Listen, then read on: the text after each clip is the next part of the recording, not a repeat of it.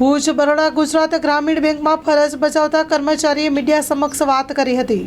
હું અમિત મનહરભાઈ બારોટ બરોડા ગુજરાત ગ્રામીણ બેંકમાં 2015થી ફરજ બજાવું છું અને 2 જાન્યુઆરીથી હું મારી ઘરની પીડિત બધી હાલતો મેં મારા અધિકારીઓને બતાવી છે કે સાહેબ મારા ઘરમાં મારી વયવૃદ્ધ બા જે આરે મારી પાસે બેઠા છે એમની દવા ચાલુ છે, મારી દીકરી 4 વર્ષની છે જેનું જન્મથી જ થાઇરોઇડ છે, એને લોહીની તકલીફ છે, લોહી ચડાવવું પડે છે।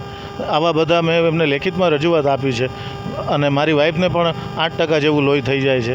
આ બધી રજૂઆત મેં એમને જણાવી છે અને હમણાં હાલ તો મને આ જુઓ મારી ગાડી સ્લીપ થતાં મને કમરમાં તકલીફ આવી છે તો એ લોકોએ જૂન મહિનાનો મારા અધિકારીઓ મારો પગાર કાપી લીધો।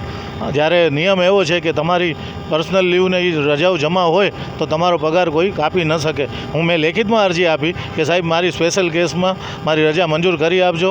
મને આ પીડિત હાલત છે, મેં મારા મેડિકલ સર્ટિફિકેટો આપ્યા, મારી માતાજીને આપ્યા મેડિકલ સર્ટિફિકેટો, તોય પણ એ લોકોએ મારો પગાર કાપી લીધો અને પછી મને પ્રેશર કરાવી અને મેં ઉધારા ઓછીતા રૂપિયા લઈ ભાઈ ભાંડુક અને મેં મકાનનો હપ્તો ભરાવડાવ્યો છે। મારી ગાડી એક 2 વ્હીલર છે જે એનો હપ્તો પણ મારી બેંકમાં મેં ઉધાર ઓછીતો લઈને ભરાવ્યો। મને પ્રેશર આવ્યું કે તમે હપ્તો ભરાવી દો, તમારી ડિમાન્ડ કરશે, એટલે મેં હપ્તો પણ રોકડ જેમ તેમ લઈને કર્યો।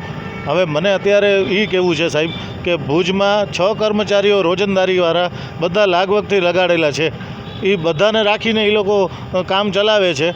પણ અમને કાયમી કર્મચારીઓને મારી માંગણી છે કે સાહેબ ભુજ બ્રાન્ચમાં મને લઈ લો, તો ભુજ બ્રાન્ચમાં 2 કર્મચારીઓ રોજંદારીવાળા રાખ્યા છે, પછી સંસ્કારનગરમાં રોજંદારીવાળા કાર્યકર્તા કર્મચારી અને આ ક્ષેત્રીય કાર્યાલયમાં 3 કર્મચારી। આ વિચાર કરો તમે, 3 કર્મચારીઓ રોજંદારીવાળા અને 1 કર્મચારી એવા છે જેને 60 વર્ષે સરકારે નિવૃત્ત કરી દીધા છે છતાં એને વળી પાછા બેંકે રાખ્યા અને અમારા સાથે અન્યાય કરે છે। હવે મને કે તમે ત્યાં બ્રાન્ચે જ જઈને કામ કરો, નકર તમારા પગાર કાપશું। હવે મારે કઈ રીતે ઘર ચલાવવું કે મારે દવા દારૂ ના કરવા? એટલે હું અત્યારે અહીંયા 2 વાગ્યાથી અહીંયા બેઠો છું અને મને કહેવામાં આવ્યું હતું કે સાહેબ 4 વાગે મળશે, તો હું પીડિત છું એટલે ઘરે ન ગયો કેમ કે મને કમરની બહુ તકલીફ છે અત્યારે।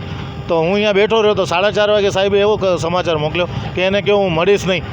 તો પછી હું અહીંયા બહાર આવીને બેસી ગયો તો અમારા એક કર્મચારી આવ્યા કે સાહેબ હાલો મળવા બોલાવે છે। તો હું જેમ તેમ દાદરા ચડીને પાછો ઉપર ગયો મળવા, તો એમની ચેમ્બરમાં મને અપમાનિત કરી અને મને પાછો ધકેલ્યો કે હવે આજ પછી મળવા ના આવજે અને હવે બીજી વાર મળવા આવીશ તો હું તને મળીશ નહીં। એટલે સાહેબ મને ન્યાય અપાવજો, નકર હું અહીંયા પાણી પીધા વગરનો અહીંયા અત્યારે બેસી ગયો છું। મને ન્યાય નહીં મળે ત્યાં સુધી હવે હું અહીંયા બેસી ગયો છું સાહેબ। હું એકલો ઘરમાં બધું કરવાવાળો, ભરણ પોષણ કરવાવાળો સૌ જવાબદાર વ્યક્તિ। મને આશા અપેક્ષા છે કે મને ન્યાય અપાવજો।